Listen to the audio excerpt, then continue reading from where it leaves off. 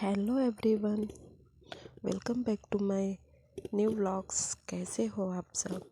I hope आप सब अच्छे होंगे और आप सबकी पढ़ाई भी अच्छे से चल रही होगी। तो फ्रेंड्स, बहुत सी हमारी ऐसी हाउसवाइफ थी, सिस्टर्स थे जो हमसे ये कमेंट कर रहे थे कि सिस्टर हमारे पास टाइम मैनेज नहीं हो पाता, हम कैसे पढ़ाई करें, कैसे अपने सिलेबस को कंप्लीट करें।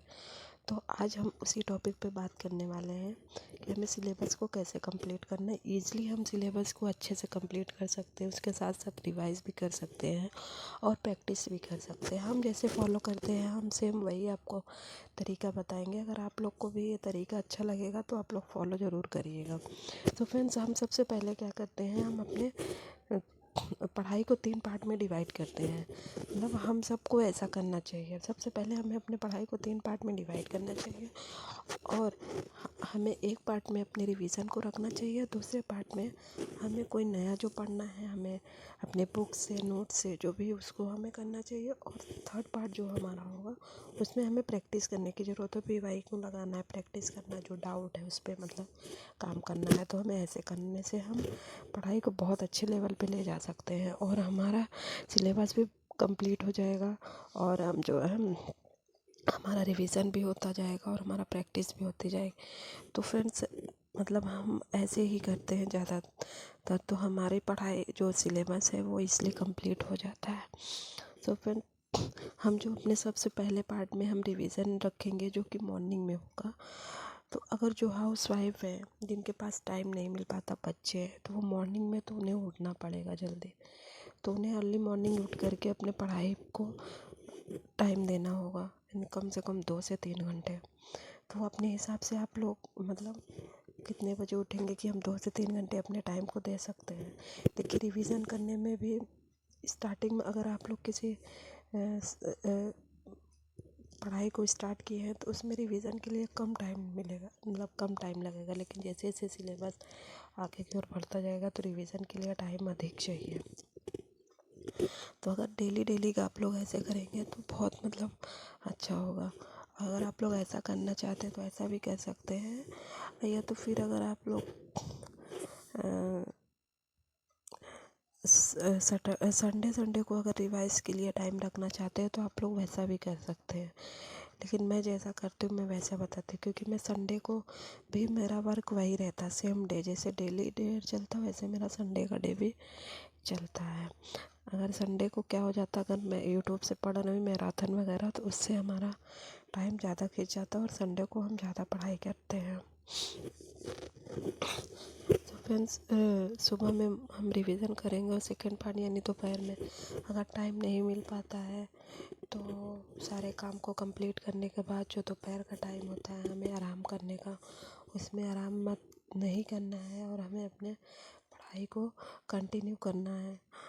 यानी अपने बुक्स से पढ़ना है या नोट से अपने आगे की मतलब नया चीज़ पढ़ना है। और रही बात फिर रात को सारा काम करने के बाद, बच्चे को सुलाने के बाद, फिर आप अपना आराम से प्रैक्टिस करिए जैसा कि मैं करती हूँ।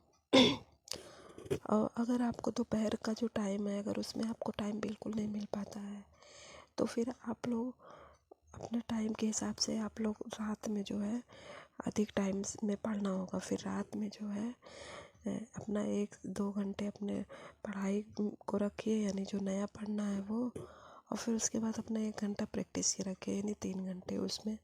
और मॉर्निंग सुबह उठ करके 3 घंटे, यानी 6 घंटे हो जाएगा आप लोग का पढ़ाई। 6 घंटे अगर आप डेडिकेशन के साथ पढ़ लेते हैं तो बहुत है। और लेकिन दोपहर में भी अगर 1 से 2 घंटे आप लोग निकाल लेते हैं तो फिर अच्छे से 8 घंटे की पढ़ाई हो जाती है, जो कि 8 घंटे की पढ़ाई पर्याप्त होती है हमें किसी भी कंपटीशन एग्ज़ाम की तैयारी करने के लिए। अगर हम अच्छे से पढ़ाई करें तो 8 से 10 घंटे हमारे लिए पर्याप्त है।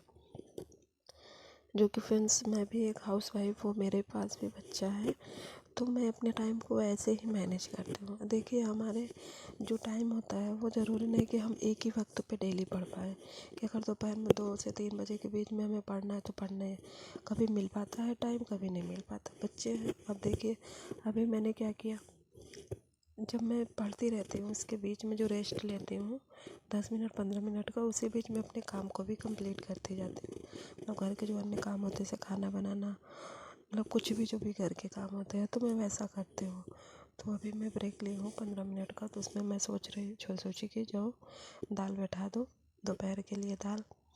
तो फ्रेंड्स, और वो भी देखिए मेरा बेटा भी मेरे साथ है, जो कि वो ऐसे ही है, उसको लिए मेरे को काम करना पड़ता। पढ़ाई भी मैं उसको गोदी में लेकर के करती हूँ, या तो उसको खिलौने या कुछ भी ऐसे दे करके उसको बिजी करती हूँ, तब मेरी पढ़ाई हो पाती। अगर हम ऐसे सोचें कि हमारे पास टाइम नहीं मिल पाता, हम पढ़ाई कैसे करें, तो फिर वो मैं भी कभी नहीं कर सकती पढ़ाई, क्योंकि हम निकालते हैं तब हमें टाइम मिलता है, हम टाइम को चुराते हैं तब हमें टाइम मिलता है। हम सोचे कोई टाइम लेकर ला करके मुझे दे आराम से कि जाओ भाई तुम पढ़ लो, तुम काम मत करो, जाओ पढ़ लो, तो ऐसा कोई नहीं करेगा किसी के साथ, और फिर हम कभी पढ़ाई नहीं कर पाएंगे।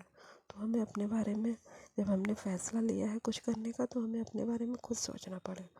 जब जब कभी भी हम अपने आप के बारे में सोचने लगते हैं ना, तो फिर वो हमारे लिए बेहतर होता चला जाता है। और अगर हम पढ़ाई के लिए कुछ सोचे तो भाई हमें टाइम निकालना पड़ेगा, और टाइम निकालेंगे, 1 दिन 2 दिन 3 दिन अपने आप टाइम निकलता चला जाएगा, फिर अपने आप मैनेज होता चला जाएगा और हमारी पढ़ाई भी अच्छी हो जाएगी। तो फ्रेंड्स,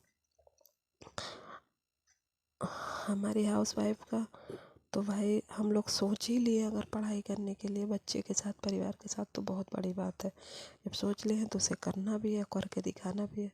सो फ्रेंड्स, मिलते हैं नेक्स्ट वीडियो में, तब तक के लिए बाय।